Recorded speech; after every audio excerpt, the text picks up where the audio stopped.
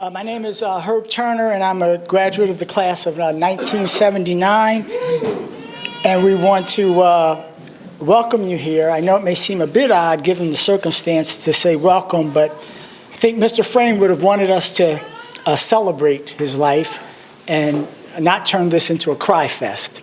So it's important for us to recognize that we're here to celebrate this man's life and what he's done. And you know, this gathering reminds me of his retirement party and retirement dinner where there was quite a big turnout. And one of the things that always impressed me about Mr. Frame was that he would always begin his speech with a thank you, because he recognized that he alone, although he may have stood at the podium, he was supported by many people. So we want to start here with just a couple of quick thank yous. First of all, we want to thank the Frame family, and we want to thank the SSVC Alumni Association for partnering. And there was a lot of work that went on behind the scenes to make this event possible. And we know at this moment of great loss, we appreciate the family's willingness to share his memories in a very public way. So we want to say thank you to the Frame family and to the SSVC Alumni Association. We also want to give a special thank you to Angela Lynch. Where's Angela? Could you stand up, Angela?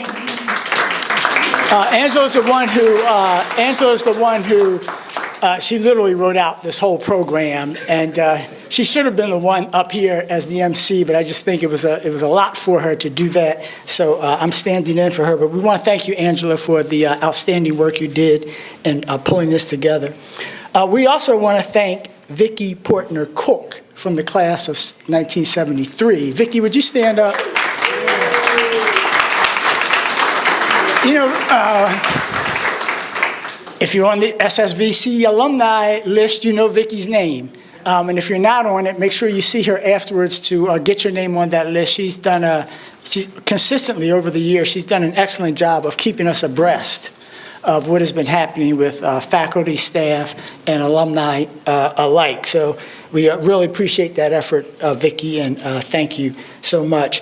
And finally, we certainly want to thank all of those that are participating in the program today, from the NJROTC to the pastor that's going to be giving the invocation, to those of you that are going to be giving tributes in a few minutes, to our banjo player, and everyone that's participating today. You have our heartfelt thank you, and we're really looking forward to celebrating those memories about C. Frank Frame. And so with that, I'm going to ask you to please rise for the presentation of the colors by the Chambersburg Area Senior High School NJROTC Color Guard, and that'll be followed by the playing of the national anthem. Also, could you please silence your cell phones?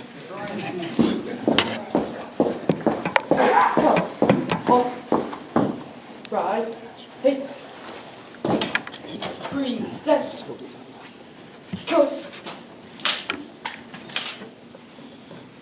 Stay here, don't go anywhere.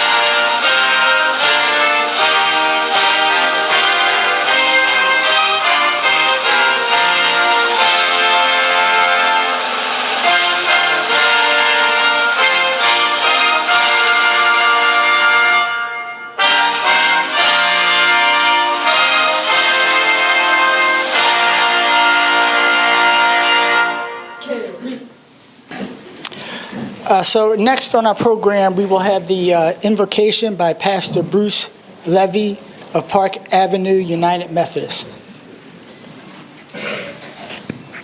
Thank you, Herb. One of the reasons we celebrate Frank's life is not only all he did in our community here, but Frank loved the Lord. He truly did. And that was his essence as Loretta and Frank came to church each Sunday. And they were just wonderful people. He prayed and prayed and prayed. And he served the Lord all of his life. So let us pray now. Dear kind Heavenly Father, we thank you for this beautiful day. We thank you for this wonderful celebration and all the people here who have come to honor this man, Frank Frame. We thank you for the gift of his life, the gift of being a husband and father, grandfather. But Lord, we thank you for his gift as an educator. You gave him each and every gift. And Lord, he ran with them. He ran with them to the fullest. And he served you all the way to the end. So Lord, we give you thanks for giving us Frank. We pray your blessing now upon this time, this service, this celebration. Every good gift comes from you, Lord, especially this gift of Frank. So bless our time together. In Christ's name, amen. Amen. Herb. Thank you.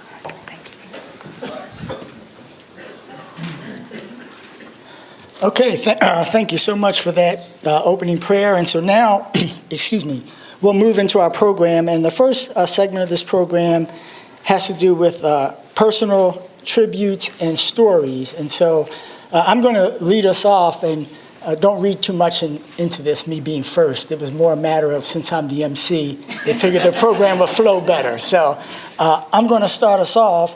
And it was made clear to us by Mrs. Frame that originally we had 5 to 7 minutes, but she cut it down to 3. So I'm going to try to be brief as possible. But excuse me. Before we get into this, there's one other thing I forgot. Angela has asked that if you haven't filled out a share, a memory, or words of love card, that you please do so. They're going to collect these and create a collage for the family. So just make sure that, I think, are these out in the back table, Angela? They're over on the table on the side there. So if you haven't filled one out, please, after we're done, before you go to the reception, take time to fill this out, and the family will have a record of your memories. And so I wanted to start us out by saying, it has been said that the two most important days of a man's life is the day he is born and the day that he finds out why. In other words, once you know what your purpose is in life, you're pretty much set up to be successful. And I think we all would agree that when Frank Frame came to Scotland School in 1967 as a science teacher, he was destined to find his purpose at Scotland School. And when I thought about what I wanted to say to you within 3 to 5 minutes, I thought I would share with you 3 things I always remember whenever I would see Frank Frame, and it would be at various times and in various situations. There's 3 things that I always would think about when I saw this man. And finally, I want to leave you with what I will always remember about Frank Frame now that he's gone. So the first thing I remember about Frank Frame, and I think this really gets lost because he had such a prolific and legendary career at Scotland, he was a great football coach. This man could coach football. And the only reason why he didn't continue to coach football is because he was an even better administrator. But But I remember the one team that he had, I was talking to Ken Beck about this, and it was that 1972 team. And this was before Scotland was winning state championships in basketball and in football. And we were just a small little school going up against these schools that had 4 and 5 times the student body. And this team, I just remember Frank Frame marching back and forth across the sidelines, crouching down, trying to identify a weakness in the offense or defense, grabbing his players by the shoulder pads and whispering a play and then pushing them onto the field. And I remember thinking, this guy is intense as a coach. And that team just started slowly but surely racking up wins, knocking off Camp Hill, Susquehanna, all these big schools. And it was all building up to a showdown with Littlestown, I think. Oh, Gettysburg, showdown with Gettysburg. And this was going to be for the Blue Mountain League Championship, or at least the team that would win this would finish first, because the next game was against a lesser opponent. And the whole school was captivated by this team and what it was on the cusp of achieving. And during the week leading up to the game, what we heard in the cottage area was there were some guys that got into the kitchen and drank some lemon extract. And these were, like, I'm talking about the quarterback, the running back, the middle linebacker. I mean, these guys were essential to victory. And everyone wondered. We said, well, maybe they'll just punish them. They'll still get to play, and, maybe they'll get punished, like they'll march back and forth between the large line and the little gym for a week, out in the cold with no gloves. But Frank Frame said, they're not playing. He did not play them, and we were stunned. And they lost that game, and they lost that opportunity for a Blue Mountain League championship. But that's the first thing I remember. Whenever I would see Frank Frame, I said, that was the man who said, I'm trying to train young men to understand that life is bigger than a football game, and that when you break and enter in real life, the consequences are much greater. And so that's the first thing I would remember. The second thing I remember about Frank Frame is, and this is my favorite, he was a disciplinarian. And I need to say this before I go any further, because remember now, I was in Scotland in the 1970s, and I know each era, you can go back before that and say, well, it was stricter then. You go back to the 60s, it was stricter. 50s, it was stricter. So each period had its level of strictness. But Frank was a disciplinarian, and I remember being called into the school office. I had broken some rule. I did something egregious, like I was chewing gum in class. So I'm being facetious, but I just want to highlight how strict they were at Scotland. So I was so scared. I was going to the office, and he called me in, and he was not happy. He was livid. He was like, I don't remember exactly what I did, but he was like, Herb, I don't know how you could do this. I'm so disappointed in you. And the whole time, I'm looking at that paddle that was hanging on the wall.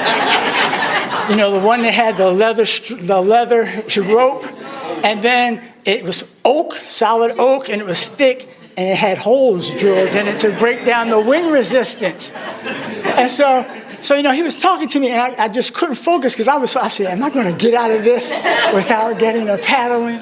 And then he said, but the thing I heard him say, Herb, this is going to hurt me a lot more than it's going to hurt you. And I remember saying to myself, no, it's not. So why don't you just put that paddle, leave it on the wall, and just let me walk out of here. We can forget about the whole thing. But of course that didn't happen, and he lit me up. And I remember going back to the class, and the kids were like, Frank Frame lit you up. I was like, yeah, he did. And I remember also saying, I don't like that man, and I'm never coming back to this school. And of course, that was just a young teenager talking there.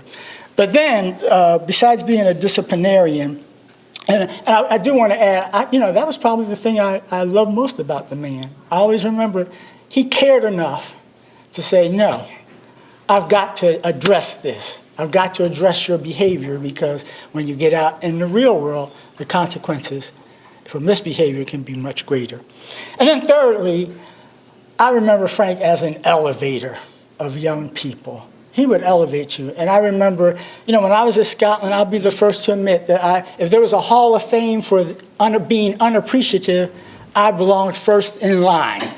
I never really fully appreciated what Scotland School gave me or what Scotland School had to offer me.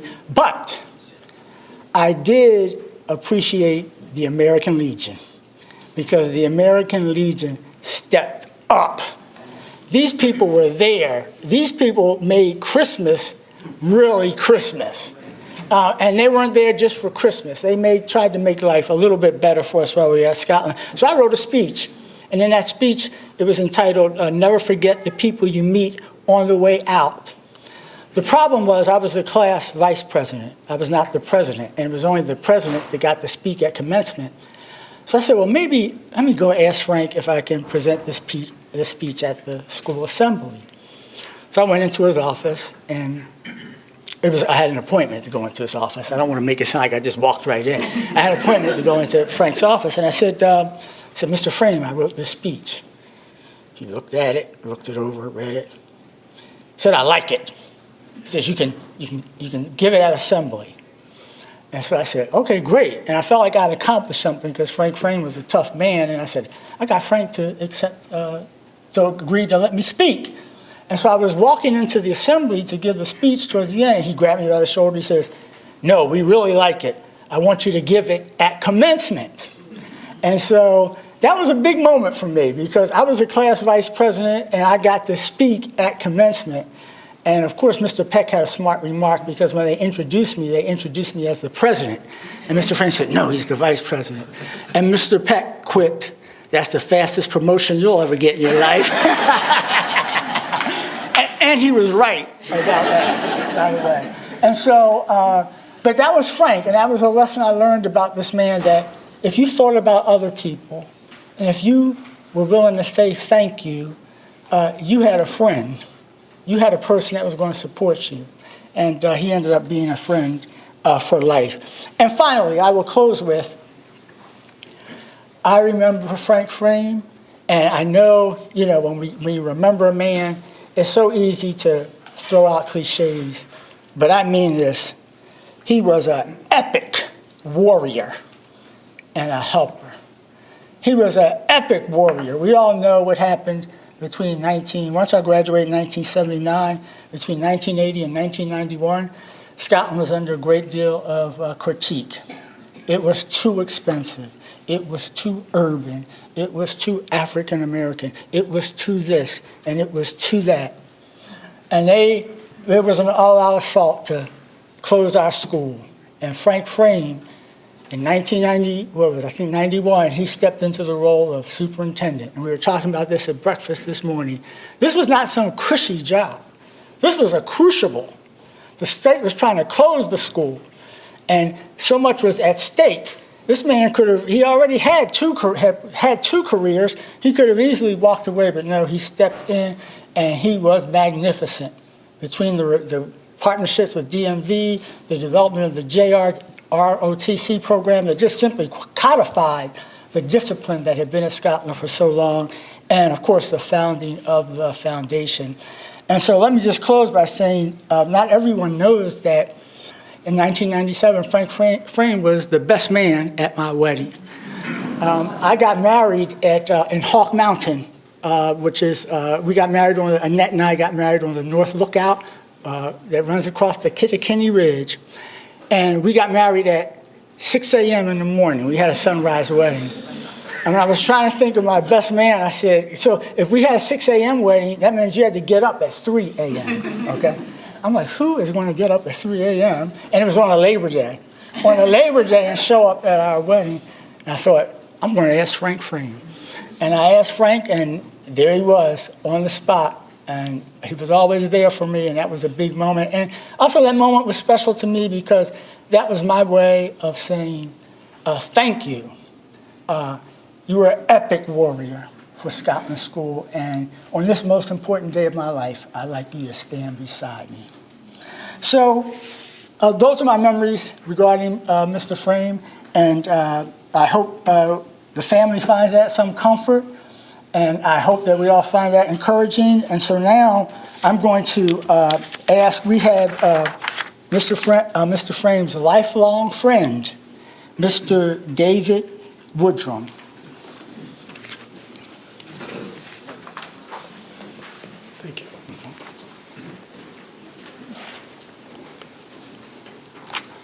I'm from Charleston, West Virginia originally, as was Frank. We were all born in 1940. Merle Flowers is with me. Merle grew up with Frank literally about 2 or 3 blocks from his home.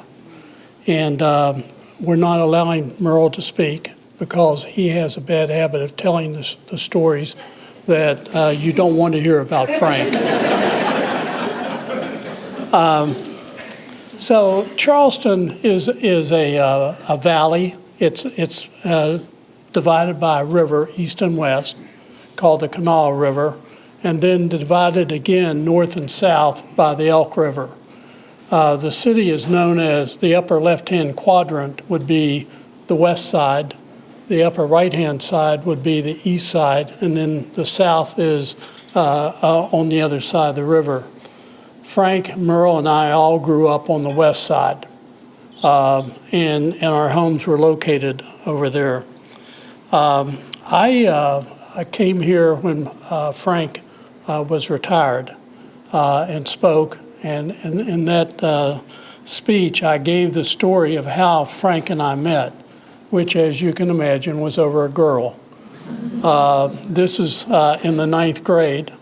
And I won't give you the full story, but the long story short was that normally a 9th grader, boys, if a girl's involved, will want to settle the issue with fist fight. In this case, Frank and I decided we'd be friends and we dropped the girl. So, and she's still alive and I still kid her about it. I laugh when I hear the stories about him being a coach. We played football together. He played right guard. I played left guard. He weighed 155 pounds. Now, in those days, the right tackle for the New York Giants was about 210 pounds. You know, today, a tackle for the New York Giants would be 300 and some pounds. So 155 was still a pretty small weight, even in those days. I understand when I was here before that he had a habit that when he was the coach in football, that he would, without pads, get in and try to block with the kids who had pads on during practice. This started when we were in football, where the student assistants would jump in and want to compete with us. Frank and I were always worried that we would hurt them. And so I was always amazed to hear that he was on the other side also. But we had a good football team our senior year. We were 8-2. And then we were second in basketball, second in track, I think, or third, and first in baseball and something else, tennis. But that was not what defined us. Now, Frank left high school, and he went to West Virginia State College. He did not graduate from there. West Virginia State was primarily an African-American school, and he attended it and worked for the railroad at night. He was his job was actually to watch the tracks and the cars that were stacked along the tracks. And then Merle and I got on him. Merle had gone to West Virginia as a pre-pharmacy student. I had gone to the University of Cincinnati as a civil engineering student, co-oping, and Frank stayed in Charleston. I came back and transferred up to West Virginia after a couple of years. And after 1 year, Merle and I got on Frank and started riding him about we wanted him to come to West Virginia with us. And he eventually gave in and came and graduated. He also joined the collegiate fraternity that we participated in. And Merle has a lot of stories about when we were in college that I can't tell. The amazing thing to me is the size of the group here. I think is a real testament to Frank. Normally you would come to a celebration of life and there might be 20 to 50. I'm the one that purchased the gray ribbons, and I'll explain them to you in a second. I bought 100 of them, and I thought, boy, that's really going to more than be enough. And I don't know, I think you all said something like 230 people had signed up for this ceremony, which to me is really a testament to the impact that Frank had on people and on this school. And then speaking about the gray ribbon, Frank, as you know, had Parkinson's. Parkinson's is a neurodegenerative disease, and he fought it for 16 years. He was in a clinical trial at Hopkins, and I thought he was doing pretty well, although this last year he suddenly started down, and it's a nasty disease. I've been in healthcare my whole life. I've been a hospital administrator, and the thing that you find with these type of diseases is that the people have hope that they will get better, and yet eventually it goes. There's a bowl out there on the table with gray pins, like the one on my lapel, which is an advocacy for Parkinson. And if you are of a mind, please pick up one. I apologize. I had no idea there'd be 200. I would need to get 230, or I would have. This is a nasty disease that we need to eradicate, along with some others. And as I said, I used to be a hospital administrator, and I've sat through a lot of people going through the grief process at the end. And my thesis is this, that it developed over time. You find that death is really casual. I mean, it's as casual and often as unexpected as birth. It's difficult to define grief, and it's just as difficult to define joy. Each are infinite in nature, and each eventually will fade. And so the question is, what will be left at the end? And in the case of Merle and Frank and me, there will be no goodbyes. We will, Frank will go with us. Our love and our friendship for each other will have no end. We hope that Frank now is able to rest in peace. Thank you.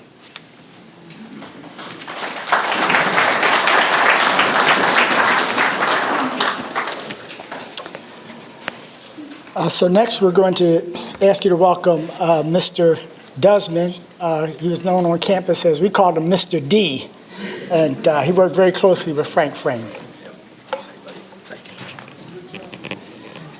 Yes, I'm Mr. Dustman, Ralph Dustman of Scotland School fame, 38 years without any disregards, an excellent time. I'm also a local golf famous person. I had a birdie out here on number 11. It was in a golf tournament, and I used somebody else's tee shot, but I made the birdie. So that's. And I want to thank Herbie. Boy, you took half my speech. So Loretta, we might be moving on because I have a couple things about Herbie too. I could tell you. Do you remember the Chambersburg game where you dogged it a couple times? You don't remember. He was on the bench the next day. He was a sophomore. He got to start. He thought he was cool. So we're playing Shippensburg, and they beat him down the floor, and he jogs back. I yanked him right here on my side. But anyway, I appreciate the opportunity. I was asked to say a few things about Frank as a leader, as a boss, as an educator, and I want to start with Frank and I came to Scotland the same year, before some of you young ones were born, 1967. He was a science teacher, as was mentioned. I, social studies teacher. We coached opposite sports together. if you get the drift, he coached football, I coached basketball, but I gave him a chance. His first year, we needed a junior high basketball coach, so we offered Frank the chance to bring his skills from Stonewall Jackson, Charleston, West Virginia, and throughout these nice little 7th and 8th graders at him. But he was organized, he was disciplined, and he knew the ball was round, and he was successful. He was a successful basketball coach, so I give him credit for that. But as we know, Frank, he was a hardworking, intuitive, visionary person. He had visions that some of us never even thought of, and it caused some confusion from time to time because he would come up with these ideas that he's going to help the staff be better, the kids are going to excel, and we're going to do all these things. And I think Loretta approved most of them. I'm not sure. But his purpose was always to make things better. Whether it was for the kids, the staff, the home life. I saw a couple house parents here today. We appreciated all their effort.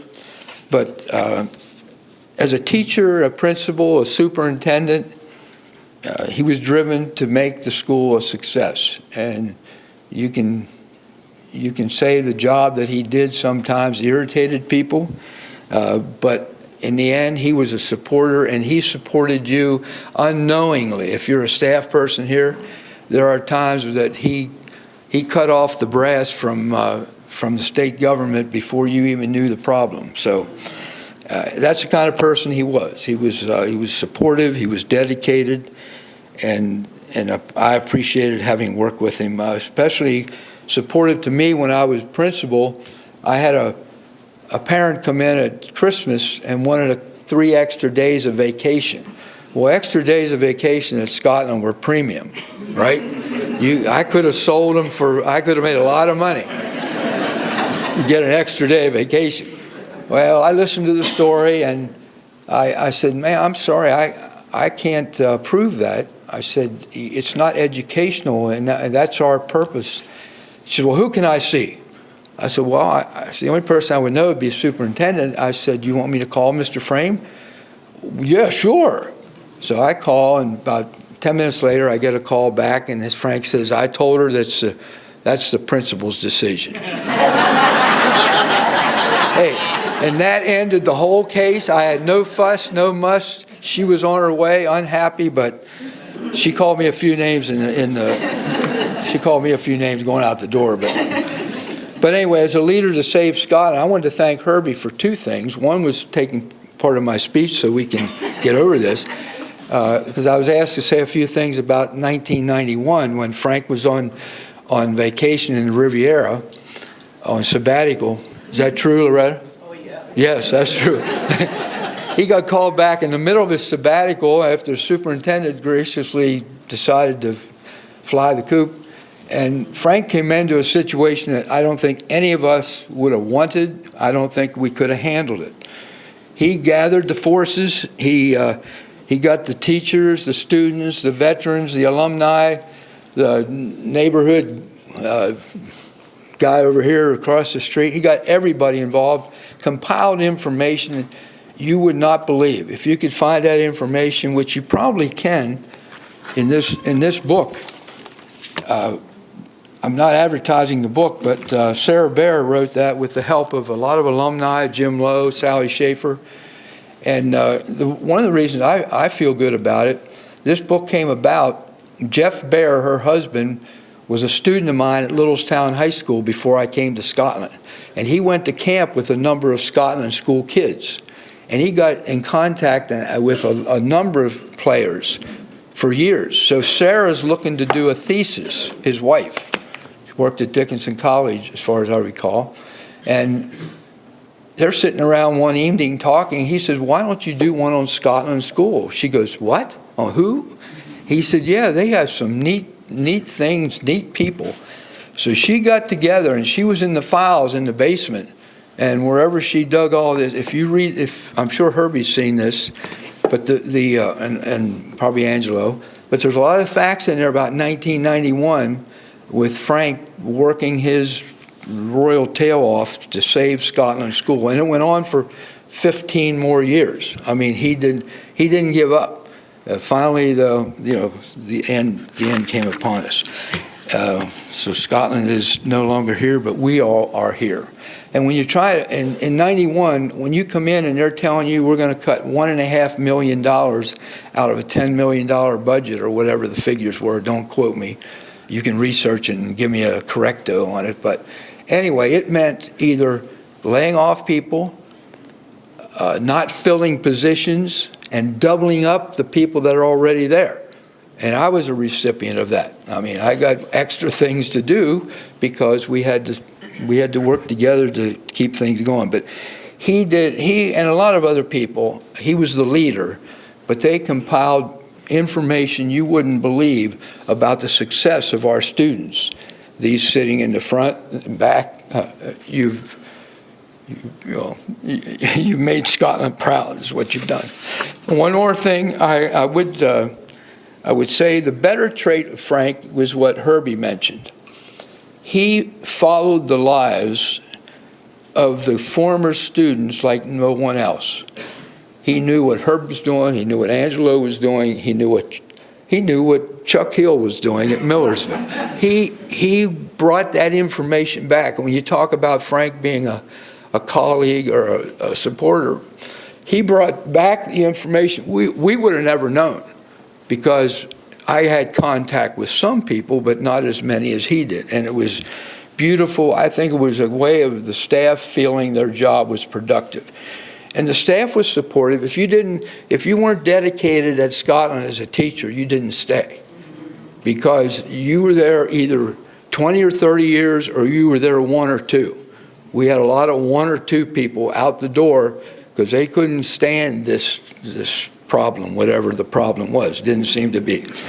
But Frank and I were both fortunate to have wives who were Scotland lifers. My wife, Phyllis, and Loretta attended, probably attended more events than a lot of you combined in here. Not just football, basketball, I'm talking band concerts, I'm talking plays, and they loved it. It wasn't necessarily just because they had to go because we were there. So I want to thank, as I told Loretta and Sean, in my tenure of 1967 with Frank, he was Mr. Scotland School. Before that, there may have been others, but he was Mr. Scotland School and deserved all the accolades he could get. One last thing in closing, I got fortunate to go to a lot of WVU games. My daughter lived 30 miles away in Carmichaels, Pennsylvania. So I got to see more games at West Virginia than Frank did, I think. I got football, basketball, baseball. I even went to a swim meet at WVU. I am not a swim guy, but I went there. I took my grandkids. Last week in January, I took my 4 great-grandkids. We had a whole row of people, and they played Iowa State, and they whooped them, right? And Iowa State was 14-1, and I listened to "Take Me Home, Country." Anyway, I shall not sing, Chuck. Hey, Chuck Miller is with us. You can lead us in the "Take Me Home, Country Road." But anyway, when I would come back, I would bring some West Virginia mementos, whether it's a cup, a shirt, or whatever. Take it to breakfast at Green Village, where we met every Friday, staff members. Or this past November on Frank's birthday, I dropped one off. I saw the sign that said oxygen in use, and I hadn't called ahead. So I set the bag on the porch, and I text Frank, and I said, you may want to check out front or have someone check. I set something for you. It was, I don't remember, but his answer was, you demand. And I say to Frank right now, you demand. May God bless your soul. Thank you.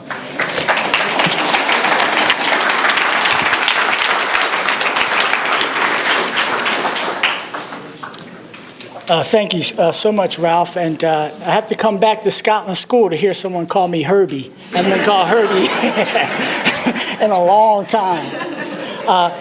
Our next speaker, he really doesn't need any introduction, but I wanted to introduce him because this is my guy.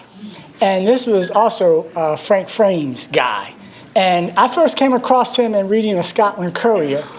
And Mr. Lowe in the Scotland Courier, first of all, it was a full page covering this guy. I was like, wow, this student, it must be something. And then I looked at it, and it said, Jim Lowe said, this is the best little man or the biggest little man to ever play Scotland football.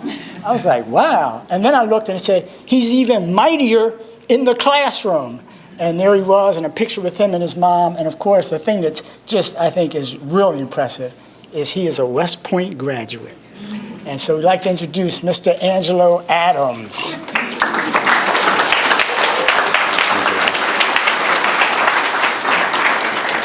All right, listen, we're finally up to the 90s. You know, they were the 50s and the 70s, and we're here now, y'all, we're here, all right? So, like half of my speech is already gone, so I yield my time to these gentlemen in the front. But for Mr. Desmond, since you got on Herbie, you know, in '87 when I first got here, I was in the 4th grade. I was supposed to be in the 5th grade. He said, you know what, Angelo, if you do well this year, we'll put you back in the 5th grade. So at '89, I'm like, can I be in my right grade now? I graduated in '96. I'm like, Mr. Desmond, can I get put in my right grade? I mean, you know, I'm a West Point grad. I got an MBA. Like, Mr. Desmond still won't put me in my right grade. So, anyways, so, you know, when I talked to, where's Angela? I think Angela, where's Angela? I told you so. So I talked to Angela a couple weeks ago, and she's like, oh, you know, we got about 120 RSVPs, right? This was the conversation we had. I said, how many does the place hold? She's like, it holds about 180, but if we remove the tables, it can hold probably about 200 people. I said, Angela, I said, you need to remove those tables. I said, black people don't RSVP. And I said, it's gonna be standing room only. Am I lying? It's gonna be standing room only. All right, so first of all, I wanna thank God for giving us the angel of Mr. Frame for 84 years. All right, on this earth. And if you look around, right, Mr. Frame brought to us, you know, things that's needed in society, but we don't really get to see it because it's not very easy to do. We've got the young, we've got the old, we've got the black, we've got the white, we've got the U.S., and we have West Virginia. All right, all literally like in one room. All right, so this is what happens when you have like a man as great as Mr. Frame, who was part of our community for so long. It didn't matter like what class you were, right? Mr. Frame was always about humanity, and it's like, how can I make your life better, as Herb talked about. And speaking of love, I want to thank Ms. Frame, because you shared Mr. Frame with us, you know, for his entire time at Scotland. And yeah.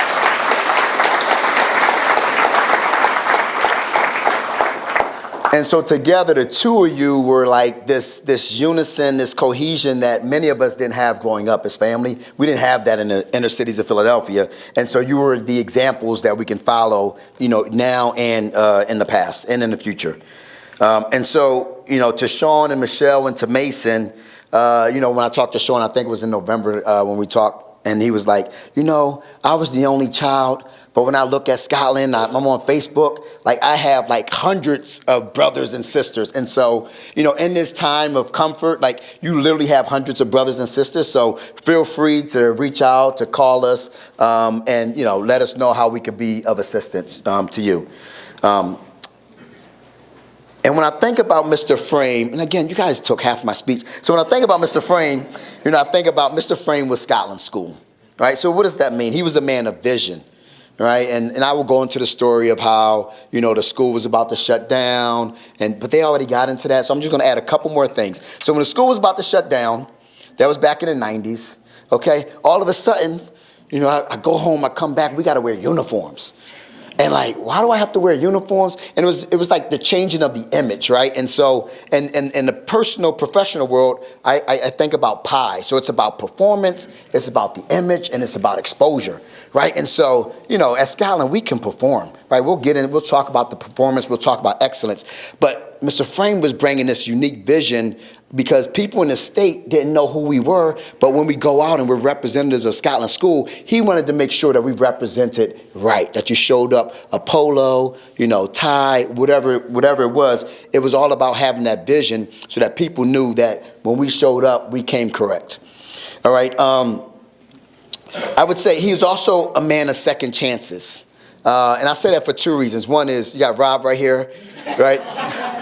So Rob's 96, so we're classmates. I didn't even really know this, but Rob told me, so I'm going to share. So Rob actually got kicked out of Scotland because he was kind of a bad kid. So Rob got kicked out of Scotland, and so a number of years later, and Rob was probably one of maybe 7. One of 8, okay? Rob was the only one that got kicked out of Scotland. All right, so so Mr. Frame brought Rob back. And because of that, Rob's been a successful citizen. He's, Air Force guy. Don't hold that against him. But Mr. Frame gave him a second chance. And personally, so the last time I was on this golf course, and I know why they put that fence. You saw the fence that's over there in Scotland? So I know why they put the fence because, I have a younger brother, and his name is John. You remember John, Ms. Frame? So many of you remember John because when he ran away, he ran straight across the golf course, and many of us chased him because that was the only way we can get off campus, all right? And so many years later, they have this fence, and my brother, he's like a gymnast, right? So he can run, he can jump. So they had to put this fence, and it couldn't just be like your average fence down here. It had to be a fence that John couldn't jump over, so they don't want John in, and they don't want him to come off. So they put this fence around the whole campus now to make sure that John is contained, outside of Scotland. So that's why that fence exists. All right. So Mr. Frame was truly a man of second chances. He gave Rob a second chance. He gave John a second chance. Mr. Frame was a leader. So to your point, he held everybody accountable, right? And there was a song that I heard a while ago, and when I listened to the song, I'm like, oh man, you know what? That's like Mr. Frame, and it goes like, he started from the bottom, now we're here, right? And then say we started from the bottom, now we got our whole family up in here. And so when I think about the song, like Mr. Frame started as like a teacher. Right? He was a coach, a principal, and he became the superintendent. And to my knowledge, that's the only person that actually rose from like being a teacher all the way up the ranks, right? So he could relate, he could understand at each individual level. And he wasn't afraid to kind of roll his sleeves up. And one of the stories I talked to Mr. Lowe about, and if you guys tell me stories, it could get publicized, so just FYI. So I talked to Mr. Lowe, and we were talking, and he told me the story of Mr. Hockenberry. So Mr. Hockenberry was like, kind of like the maintenance guy, took care of everything on the football field, and one day it was raining, but the next day we had a playoff game at Scotland. So you knew, everybody was going to come out, and the field needed to be cut, and it needed to be painted. The lines needed to be straight, and so Mr. Frame said, Mr. Hockenberry, you need to be here tomorrow morning at 7 o'clock and make sure this field is right, okay? Now, me, leader in corporate America, if it's 7 o'clock in the morning, they might be over there, but I'm gonna be watching them from a distance like, oh, let me just make sure that, this Facebook I make sure it's right. But Mr. Frame showed up, right? Because he wanted to make sure that field was right. And so guess what? When Mr. Frame got out there, Mr. Hockenberry knew that there was no joking around, that at the end of that hour and a half, the lines would be straight, the grass would be cut, and we'd be ready for our playoff game that afternoon, right? So again, very much a leader. And when I think about his leadership, we talked about him being a coach, but he held everybody to this standard of excellence.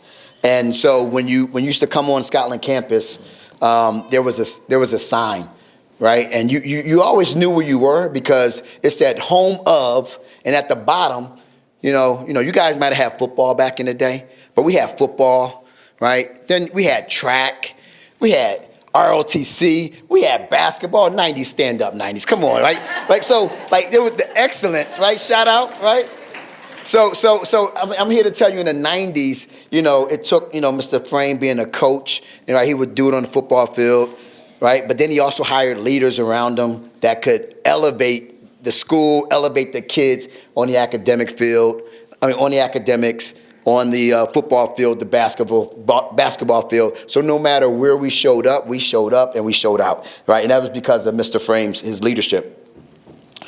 Mr. Frame was a fighter, right? He fought, as you heard, he fought to keep the school open. He actually was keeping the school open even when he wasn't superintendent. Like, he took 1 year as a sabbatical, and then he came back. But even when he left to be a superintendent, oh, you trying to shut the school down again? He came back. You go to Harrisburg at the Capitol building. Mr. Frame was there front and center. He fought, he fought, to have students in the best classes, right? I remember, we had, I think it was like Larry McSee went to University of Delaware. So Larry McSee went to Delaware. That was like one of the first Division I football players we had. John Thornton went to West Virginia. And so I'm like, all right, cool. So, I'm only 5'4", but I can play some football. So Mr. Frame would take me to the games, and I'm like, all right, bet. So they would go, West Virginia, Mountaineers.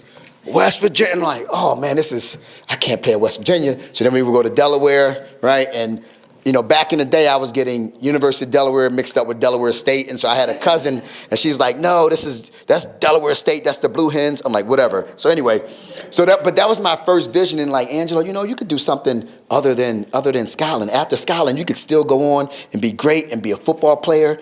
Me and Dan was getting recruited by Columbia. I was like, Dan, you can go ahead and play with them. I got to go somewhere else. But that was all because like Mr. Frame showed us the path and the vision, but he also introduced us to people along the way who had been where we were, and who had done what we wanted to do and achieve. So, and on his last days, Mr. Frame fought to the end. I think 16 years is what you said. Like that's a long time to deal with Parkinson's like that, right? And so the last time I talked to Mr. Frame, I had heard that he was, kind of going downhill, and we did this birthday video for him, right? And so I think his birthday was in November, but we did the video in October, not knowing, whether or not he'd get to see it on his birthday. And so he called me over Thanksgiving. We talked, and I'm like, I don't know what they're talking about. Like, Mr. Frame knew exactly who I was. He could tell me, like, he was asking me about Dan, about my kids. I'm like, oh, he's good. He's good to go. And not on that, but he lasted through the new year, right? So he fought for 16 years, got through his 84th birthday, and then, after the new year, he went on. So as we leave here today, right, and we depart without this physical being of Mr. Frank Frame, but his legacy, his values, it lives in each one of us, right? And through the generations of children that we raise and that we will raise, when I think about like even my own kids, right? Like they don't know like necessarily Mr. Frame, but what they know is the principles that I've taught them along the way. And so like they don't think like, oh, this is study hour. Like for them, like that's just the way of life, right? When they got on the field, whether it's gymnastics, whether it's track or football, and they can't quit in the middle of the season, right? Like my daughter, she broke her bones 4 times. Like each time I'm like, well, you got to make it through the end of the season, right? And then at the start of the next season, I'd be like, well, you still playing? Like, yeah. I'm like, oh, you got 2 weeks. After 2 weeks, you committed. So boom. And then my son, he had a concussion his senior year. Concussion, middle of the season. He still had to play the rest of the season. Then afterwards, he was like, all right, I don't think I want to play football. I'm like, okay, cool, because you weren't going to play anyway.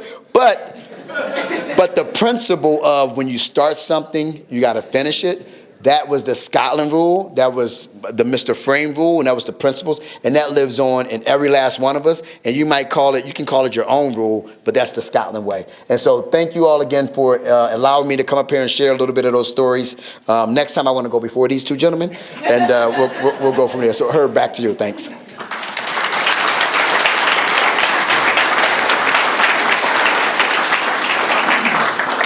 Okay, so we're going to close out this personal tribute section by what I think is a very appropriate way.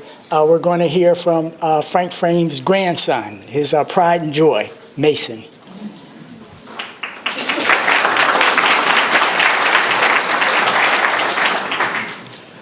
what I was going to say has been covered, so I'll try and do what I can.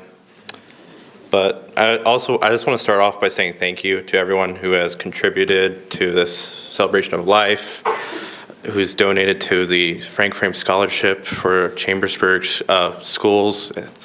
It's a lot, and I really appreciate it. We appreciate it a lot. And I also want to say thank you to anyone who's donated to Johns Hopkins to research for Parkinson's. It never stopped my grandfather doing anything that he wanted until his final days. We did a lot together.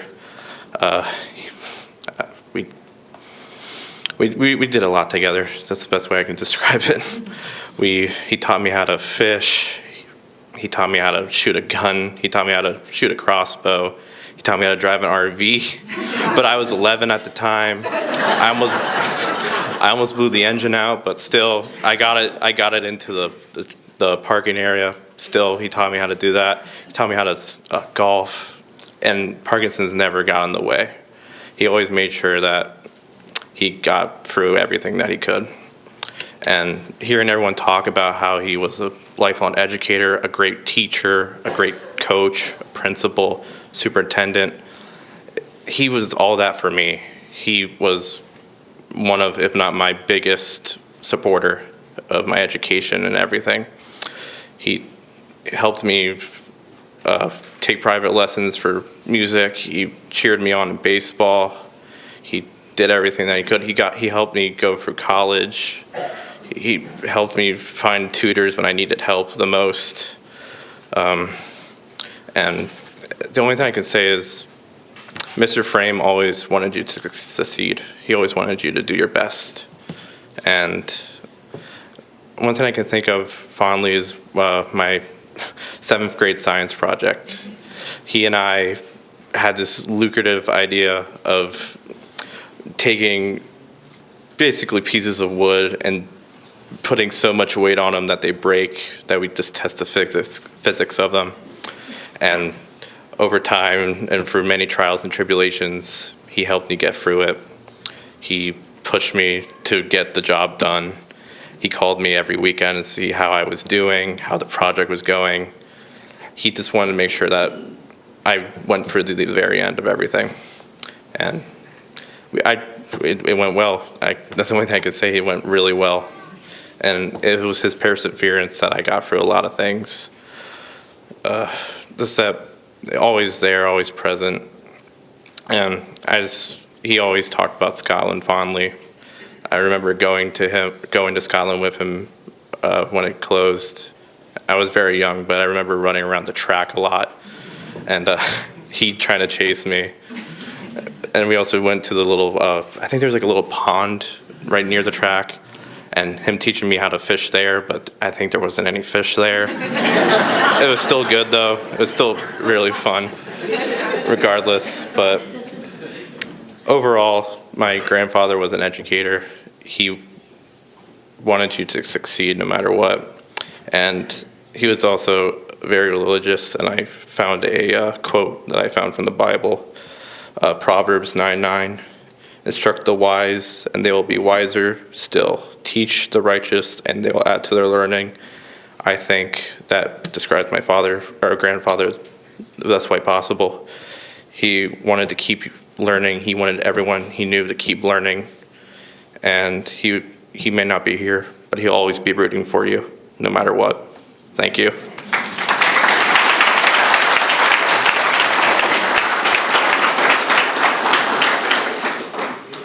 Okay, so we're going to transition now. Robert Avery from the class of 1996 is going to show a video tribute that he's put together for Mr. Frame, and then we'll move into the musical tributes part of our program.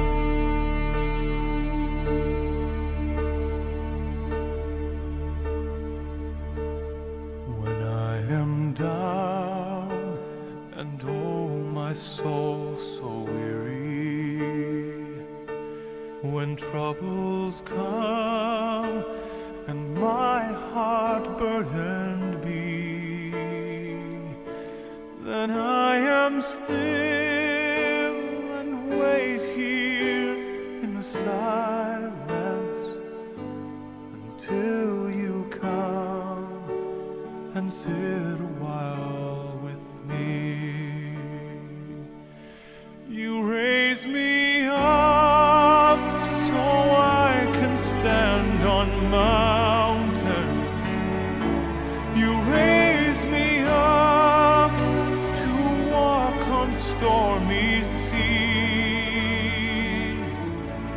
I am strong when I am on your shoulders. You raise me up to more than I can be.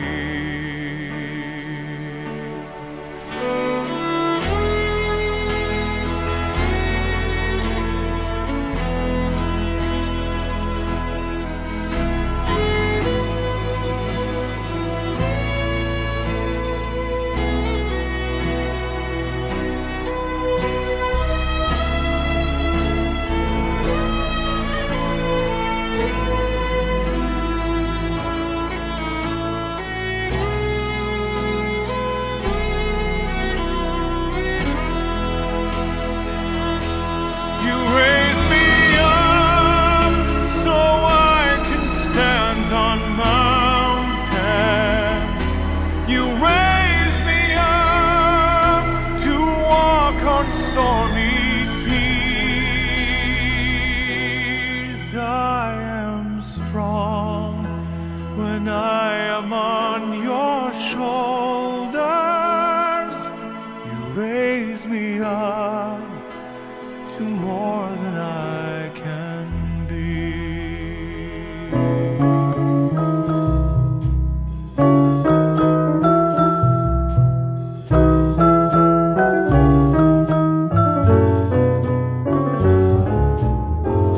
Unforgettable,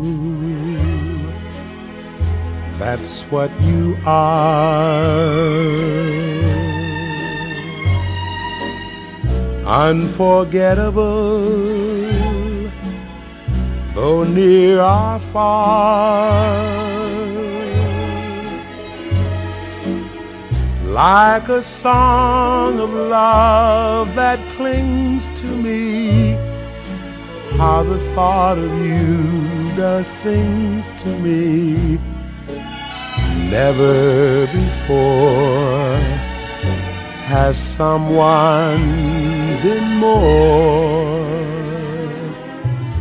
unforgettable in every way, and forevermore. That's how you'll stay. That's why, darling, it's incredible that someone so unforgettable thinks that I am unforgettable too.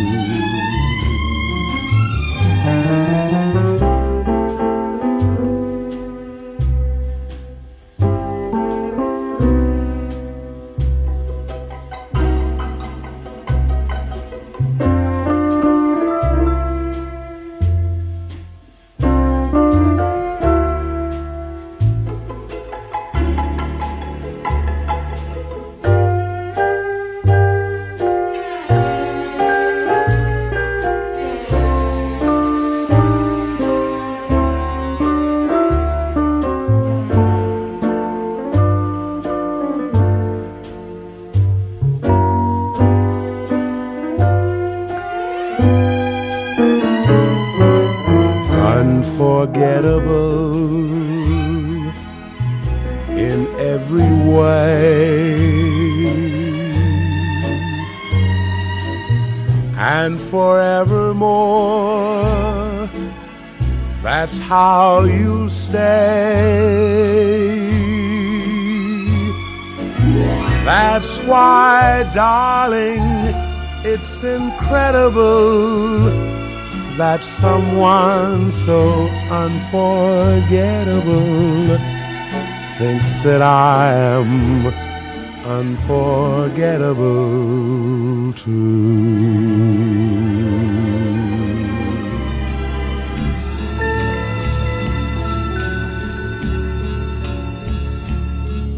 And now the end is near, and so I face the final curtain. My friend, I'll say it clear, I'll state my case, of which I'm certain. I've lived a life that's full. I traveled each and every highway and more, much more than this. I did it my way.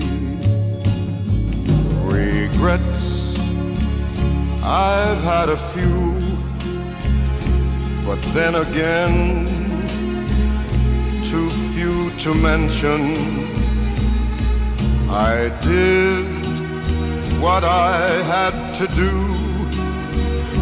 and saw it through without exemption.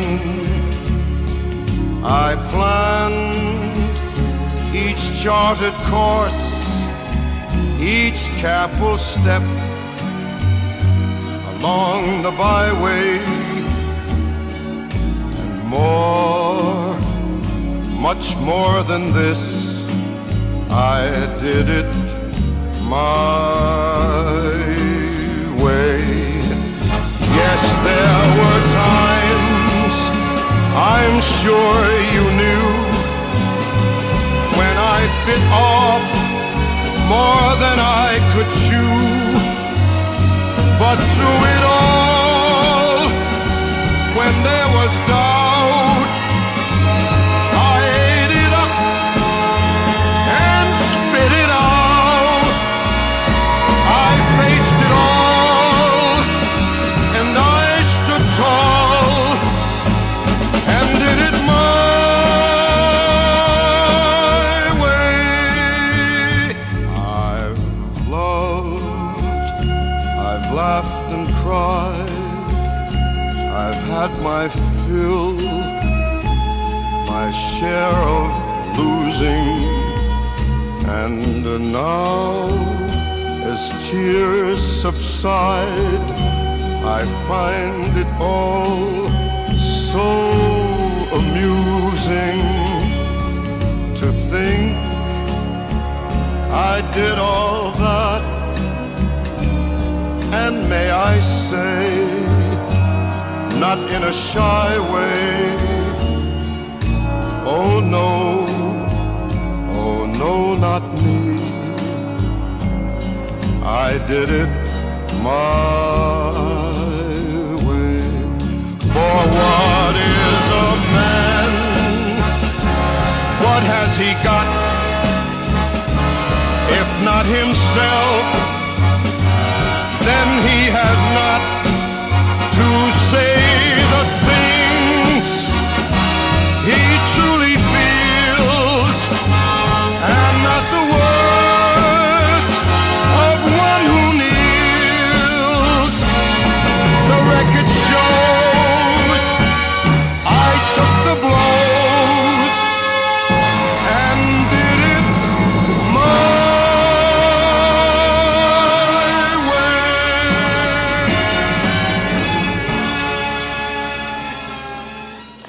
Okay, so now comes the tricky part of this program. We're into the musical tribute.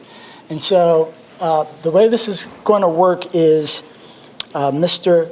Maeda is going to play I'll Fly Away on the banjo, and he will also sing it. And you're welcome to join in, but I tried to let you all off the hook by asking him to sing it. And that way, if you want to join in, you can, but you don't have to. So this was one of Frank's favorite hymns. And so we'll let Mr. Maeda lead us in this.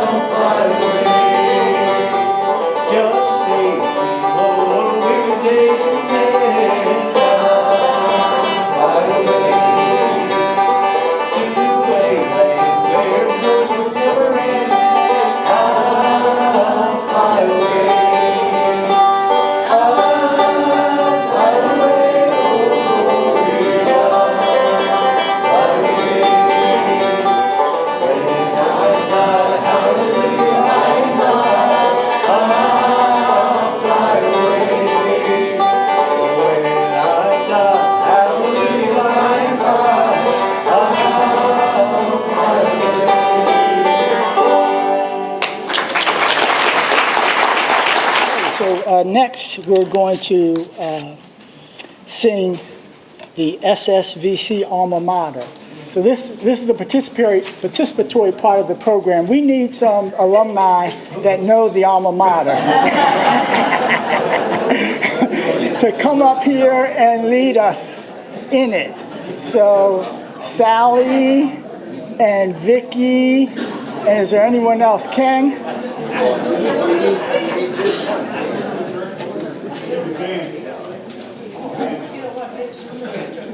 Who's that? Can you, do you know the music? We've got music. Let's see, is there music? Believe it or not, I don't read music. Oh, okay. Oh, okay.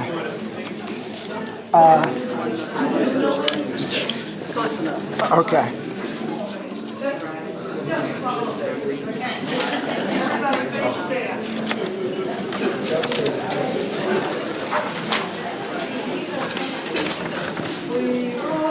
Sit down to sing the praises alma mater to the mountains and go every word our Lord speaks to you. Thy God is number one, to rest now in the sun. We pledge our faith and give our hearts to thee, O silent soul.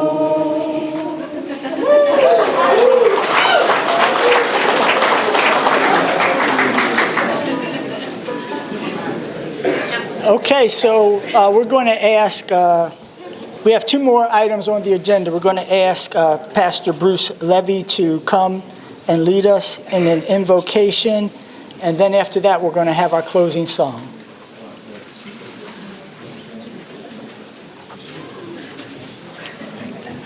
Thank you, Herb. This has been wonderful. It truly is, as someone said, a testament that all of you are here and just honoring this man, and you have packed the house. And Angie, nice job, nice job.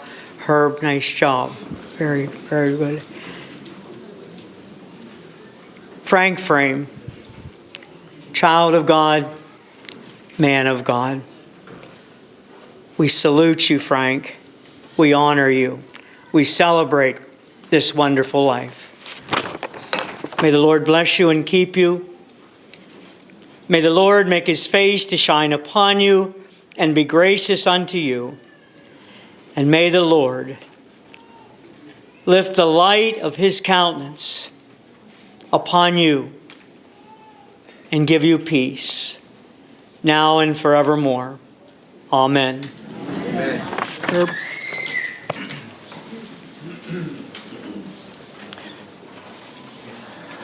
Okay, so once again, we certainly just appreciate the turnout here today.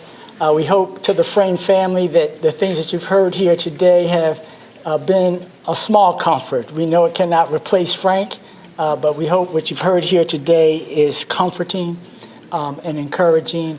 And, of course, we're all left to carry on his legacy. And, one of his favorite songs, I understand, is Take Me Home, Country Road. And so this is one where I'm going to ask everyone to stand, and let's all together sing Take Me Home, Country Road. The words are at the back of the program, if you don't know them.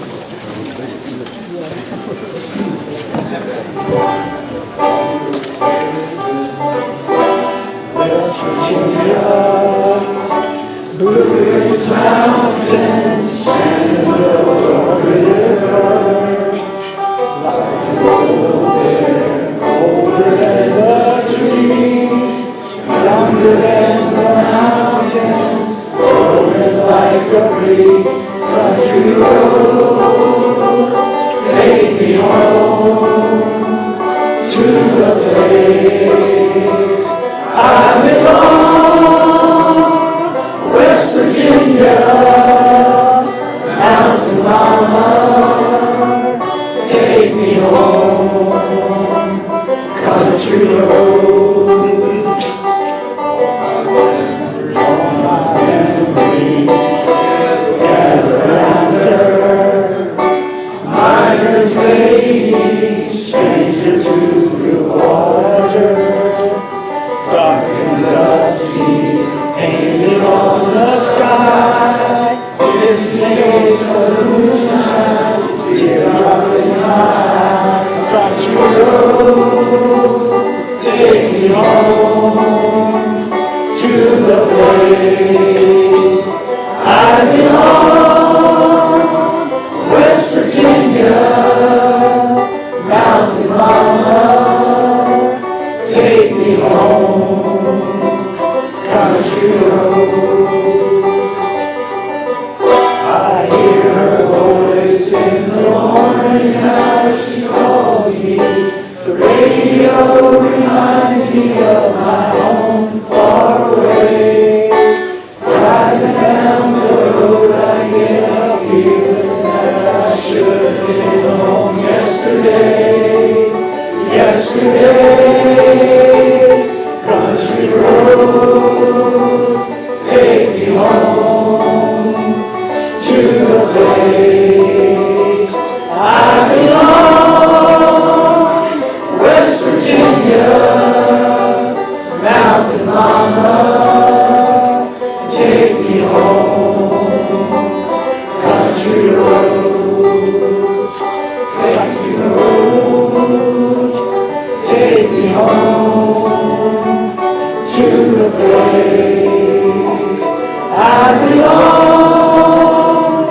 West Virginia, mountain mama, take me home, country road.